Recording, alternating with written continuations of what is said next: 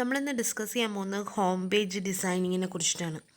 ഒരു വെബ്സൈറ്റിലെ ഏറ്റവും ഇമ്പോർട്ടൻ്റ് ആയിട്ടുള്ള പേജ് എന്ന് പറഞ്ഞു കഴിഞ്ഞാൽ അതിൻ്റെ ഹോം പേജാണ്. ദാറ്റ് ഈസ് ഇനീഷ്യൽ പേജ് അല്ലേ. ഒരു വെബ് പേജ് ഓപ്പൺ ആയി വരുമ്പോൾ നമ്മൾ കാണുന്ന പേജിനെയാണ് നമ്മൾ ഹോം പേജ് എന്ന് പറയുക.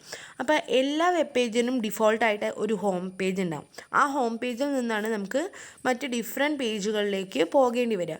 സോ ഹോം പേജ് എപ്പോഴും അട്രാക്റ്റീവ് ആയിരിക്കണം എന്നുള്ളത് നിർബന്ധമുള്ളൊരു കാര്യമാണ്. കാരണം ഹോം പേജ് ആണ് ഒരാൾ ആദ്യമായിട്ട് ഒരു വിസിറ്റർ ആദ്യമായിട്ട് കാണുന്നത്. സോ ആ ഹോം പേജിലുള്ള കണ്ടൻറ്റും ആ ഹോം പേജിൻ്റെ അട്രാക്റ്റീവുമാണ് അയാൾ കൂടുതൽ നേരം ആ വെബ് പേജിൽ നിൽക്കണോ വേണ്ടയോ എന്നും അതിലെ ഇൻഫർമേഷൻസ് നോക്കണോ എന്നൊക്കെ തീരുമാനിക്കുന്നത്. സോ ഒരു ഹോം പേജ് ഡിസൈൻ ചെയ്യുന്ന സമയത്ത് നമ്മൾ കുറേ കാര്യങ്ങൾ ശ്രദ്ധിക്കേണ്ടതായിട്ടുണ്ട്.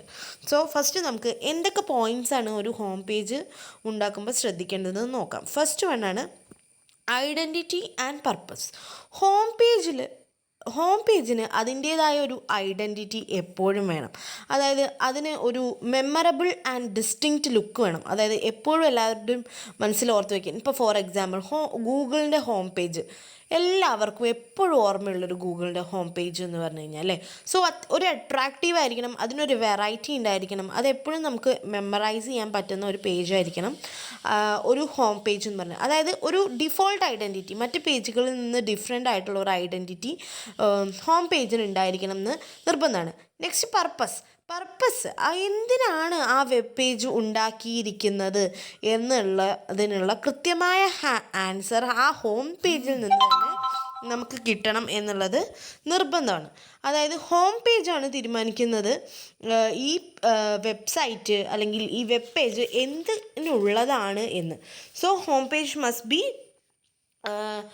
ഹോം പേജിൻ്റെ ഐഡൻറ്റിറ്റിയും പർപ്പസും must be reveal. Next one structure. Home പേജിൻ്റെ സ്ട്രക്ചർ എന്ന് പറഞ്ഞു കഴിഞ്ഞാൽ വളരെ ക്ലാരിറ്റി ഉള്ളതായിരിക്കണം. അതുപോലെ തന്നെ വളരെ വെൽ സ്ട്രക്ചേർഡ് ആയിട്ടുള്ള ഒരു വെബ് പേജ് മാത്രമേ വിസിറ്റേഴ്സ് വിസിറ്റ് ചെയ്യുള്ളൂ. അല്ലാതെ വലിച്ചു വാരി ഇൻഫർമേഷൻസ് ഒക്കെ കൊടുത്തിട്ടുള്ള ഒരു പേജ് ആണെന്നുണ്ടെങ്കിൽ ആർക്കും അത് നോക്കാൻ തന്നെ ഒരു ഇൻട്രസ്റ്റ് ഉണ്ടായിക്കൊള്ളണമെന്നില്ല. Next updating contents. നമ്മൾ ഒരു ഹോം പേജ് ഉണ്ടാക്കി അതവിടെ ഇട്ടിട്ട് കാര്യമില്ല. അതിലെ കണ്ടൻറ്റുകൾ എപ്പോഴും നമ്മൾ അപ്ഡേറ്റ് ചെയ്തുകൊണ്ടേയിരിക്കണം. കാരണം ചേഞ്ചസ് വരുന്നതിനനുസരിച്ച് അപ്ഡേഷൻ അതിൽ സംഭവിച്ചിട്ടില്ല എന്നുണ്ടെങ്കിൽ ഒരു വിസിറ്റർ വരുമ്പോൾ ആ വിസിറ്റർക്ക് തന്നെ മനസ്സിലാവും ഇതിൽ അപ്ഡേഷൻസ് ഒന്നും നടക്കുന്നില്ല എന്ന്. അത് നമ്മുടെ വെബ് പേജിനെ സംബന്ധിച്ചിടത്തോളം ഒരു ബാഡ് ഇമ്പാക്റ്റ് ഉണ്ടാക്കാൻ കാരണമാണ്. സോ ഹോം പേജിലെ കണ്ടൻറ്റ് എപ്പോഴും നമ്മൾ അപ്ഡേറ്റ് ചെയ്തുകൊണ്ട് ഇരിക്കണം. നെക്സ്റ്റ് വണ്ണാണ് സെർച്ച് ഫെസിലിറ്റി. ആ ഒരു വെബ് പേജിൽ എന്തൊക്കെയുണ്ട് അതൊക്കെ സെർച്ച് ചെയ്ത് കണ്ടുപിടിക്കാനുള്ള ഒരു ഫെസിലിറ്റി ഹോം പേജ് പ്രൊവൈഡ് ചെയ്യണം. അങ്ങനെയാണെങ്കിൽ മാത്രമേ വിസിറ്റർക്ക് ആ വെബ് പേജിൽ എന്തൊക്കെ കണ്ടെയ്ൻ ചെയ്യുന്നുണ്ട് എന്നുള്ളത് ഒരൊറ്റ ഹോം പേജിൽ നിന്ന് തന്നെ മനസ്സിലാക്കാൻ കഴിയുള്ളൂ. അല്ല എന്നുണ്ടെങ്കിൽ നമുക്ക് വേണ്ട കണ്ടൻറ്റ് ഇതിലുണ്ടോ എന്ന് മനസ്സിലാക്കണമെങ്കിൽ നമ്മൾ ആ വെബ് പേജസ് ഫുള്ള് ഓപ്പൺ ചെയ്ത് നോക്കേണ്ട ഒരു അവസ്ഥയുണ്ട്. സോ അത് മറികടക്കാൻ വേണ്ടി ഒരു സെർച്ച് ഫെസിലിറ്റി എപ്പോഴും കൊടുക്കണം.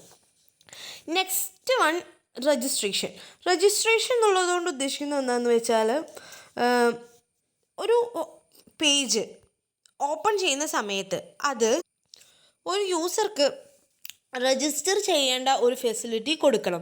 ചില വെബ് പേജസ് അങ്ങനെ ഉണ്ടായിരിക്കും, കാരണം വളരെ സെക്യൂർഡ് ആയിട്ടുള്ള വെബ് പേജസ് ഉണ്ടായിരിക്കും.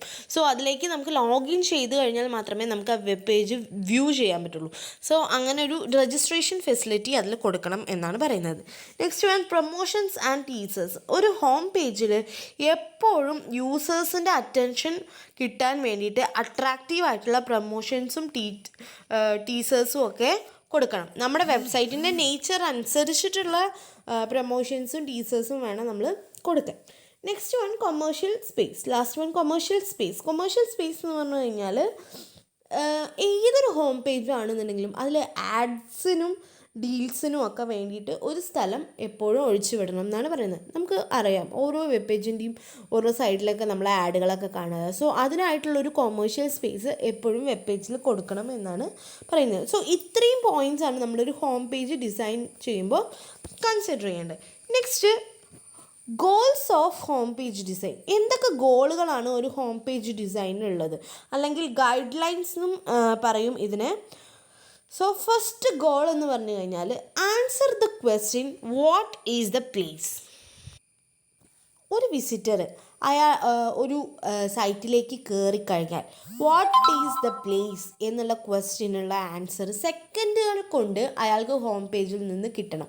അല്ല എന്നുണ്ടെങ്കിൽ വിസിറ്റർ ഫ്രസ്ട്രേറ്റഡ് ആവാനുള്ള ചാൻസ് ഉണ്ട് എന്നാണ് പറയുന്നത്.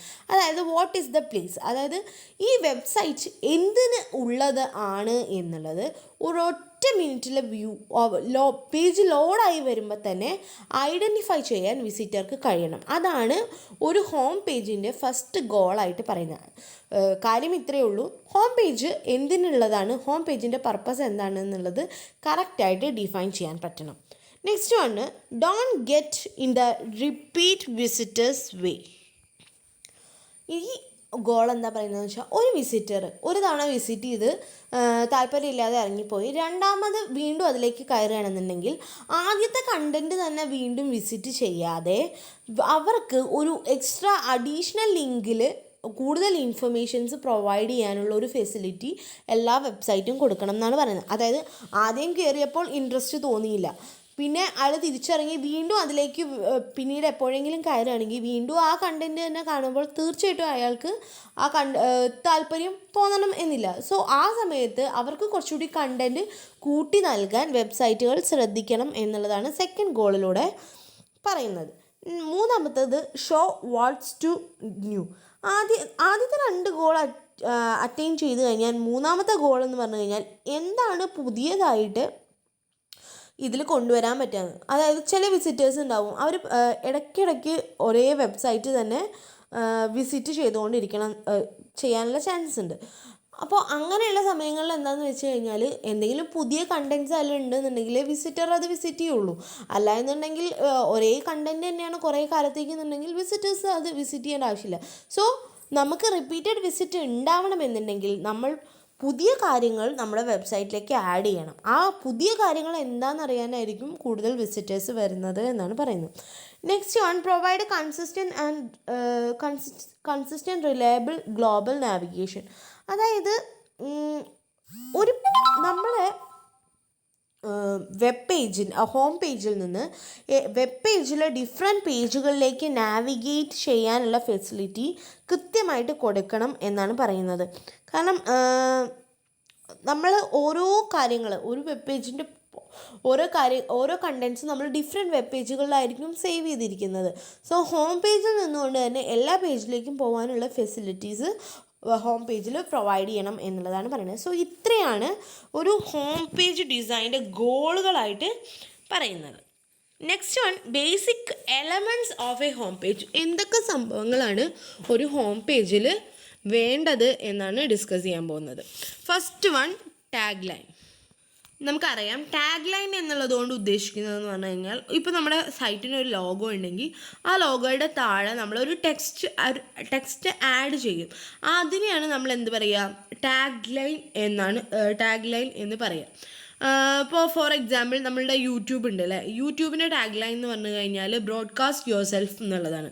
അപ്പോൾ ടാഗ് ലൈൻ എപ്പോഴും എന്തായിരിക്കണം, ഷോർട്ടായിരിക്കണം, ഓർത്ത് വയ്ക്കാൻ സുഖമുള്ളതായിരിക്കണം, അതേപോലെ clear and informative and attractive ആയിരിക്കണം. ഇത്രയും കാര്യങ്ങളാണ് ഒരു ഹോം പേജിൽ ടാഗ് ലൈൻ കൊടുക്കുമ്പോൾ നമ്മൾ ശ്രദ്ധിക്കേണ്ടതായിട്ട് ഉള്ളത്. Next വണ്ണാണ് blurb. ബ്ലർബ് എന്നുള്ളതുകൊണ്ട് ഉദ്ദേശിക്കുന്നത് എന്ത് വെച്ച് കഴിഞ്ഞാൽ, ഒരു ചെറിയ ഷോർട്ട് ഡിസ്ക്രിപ്ഷനിൽ നമ്മുടെ സൈറ്റ് എന്തിനുള്ളതാണ് എന്ന് ഒരു വിസിറ്റർക്ക് മനസ്സിലാവാൻ വേണ്ടി എഴുതുന്നതിനാണ് നമ്മൾ ബ്ലർബ് എന്ന് പറയുക.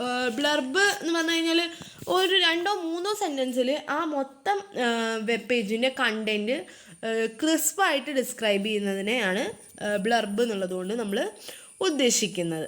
നെക്സ്റ്റ് വണ്ണാണ് പേജ് ടൈറ്റിൽ. നമുക്ക് ഓഫ്കോഴ്സ് അറിയാം, ഒരു ഹോം പേജിന് ഒരു ടൈറ്റിൽ ഉണ്ടാവും. ആ ടൈറ്റിൽ എന്ന് പറഞ്ഞു കഴിഞ്ഞാൽ വളരെ അട്രാക്റ്റീവ് ആയിരിക്കണം. ഇപ്പോൾ ഒരു കമ്പനീൻ്റെ വെബ്സൈറ്റ് ആണെങ്കിൽ ആ കമ്പനിയുടെ പേരായിരിക്കും. അതേപോലെ തന്നെ ആ പേജ് ടൈറ്റിലിൻ്റെ താഴെ ആ വെബ്സൈറ്റിനെ കുറിച്ചുള്ള കണ്ടൻറ്റുകൾ നമ്മൾ ആഡ് ചെയ്യും. Next one, main task. Main task എന്ന് പറയുന്നത് എന്താണെന്ന് വെച്ച് കഴിഞ്ഞാൽ, യൂസേഴ്സ് ഇൻട്രസ്റ്റഡ് ആയിട്ടുള്ള കാര്യങ്ങൾ മെയിൻ ടാസ്ക് ആയിട്ട് നമുക്ക് കൊടുക്കാം.